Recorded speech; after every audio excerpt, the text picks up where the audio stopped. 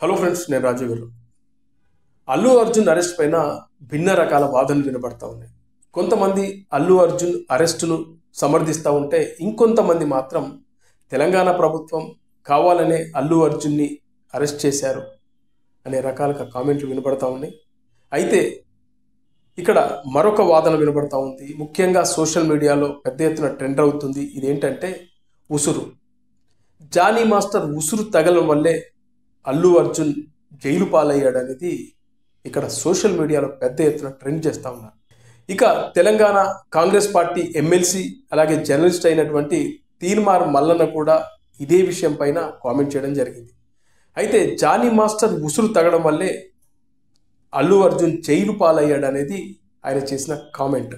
కొన్ని రోజుల కిందట అల్లు అర్జున్ పైన కొన్ని ఆరోపణలు వచ్చాయి. సోషల్ మీడియా కానీ అలాగే మెయిన్ స్ట్రీమ్ మీడియాలో కొన్ని ఛానల్స్ కానీ పెద్ద ఎత్తున ఆరోపణలు చేశారు. అవేంటంటే జానీ మాస్టర్ని ఇరికించింది అల్లు అర్జున్ అని, సుకుమార్ అని, పుష్ప టీమ్ అని, ముఖ్యంగా జానీ మాస్టర్ అసిస్టెంట్ ద్వారా అల్లు అర్జున్ ఈ కేసు పెట్టించాడని, కావాలనే జానీ మాస్టర్ని ఇరికించారని, జానీ మాస్టర్కు నేషనల్ అవార్డు రావడాన్ని అల్లు అర్జున్ ఆయన టీం ఓర్చుకోలేదని, తనకొక్కడికి మాత్రమే ఈ నేషనల్ అవార్డు దక్కాలని, మరొకరికి తెలుగు నుంచి దక్కకూడదని అల్లు అర్జున్ ఆయన టీం కావాలనే జానీ మాస్టర్ను ఇరికించారనేది ఆ మధ్యన పెద్ద ఎత్తున ఆరోపణలు వచ్చాయి. ఇప్పుడు తీర్మాన్ మల్లన్న లాంటి వ్యక్తులు కానీ ఇంకొంతమంది కానీ సోషల్ మీడియాలో అల్లు అర్జున్ అంటే గిట్టని వాళ్ళు మాత్రం ఇదే విషయాన్ని ట్రెండ్ చేస్తూ ఉన్నారు.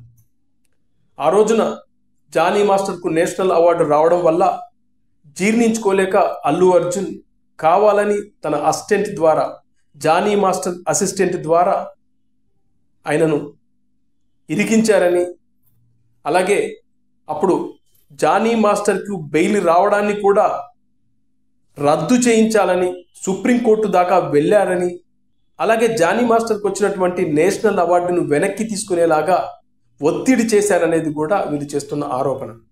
అయితే ఇప్పుడు అల్లు అర్జున్ కూడా జైలుకి వెళ్ళాడు కదా, ఒకరోజు చెంచల్ కూడా జైల్లో నైట్ నిద్రించాడు కదా, మరి అల్లు అర్జున్కి వచ్చినటువంటి నేషనల్ అవార్డును కూడా వెనక్కి ఇస్తాడా అని కూడా వీళ్ళు ప్రశ్నిస్తూ ఉన్నారు.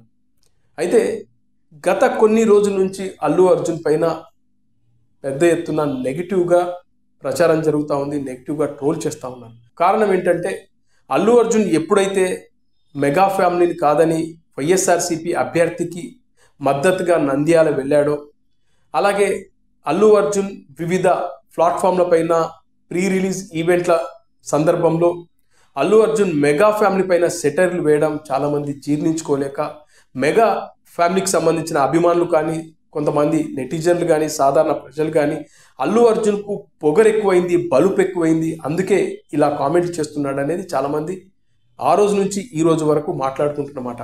ముఖ్యంగా పుష్ప సక్సెస్ తలకెక్కిందని, ఇప్పుడు పుష్ప 2ను బాయ్కాట్ చేస్తామని చాలామంది సోషల్ మీడియాలో పోస్టులు కూడా పెట్టారు.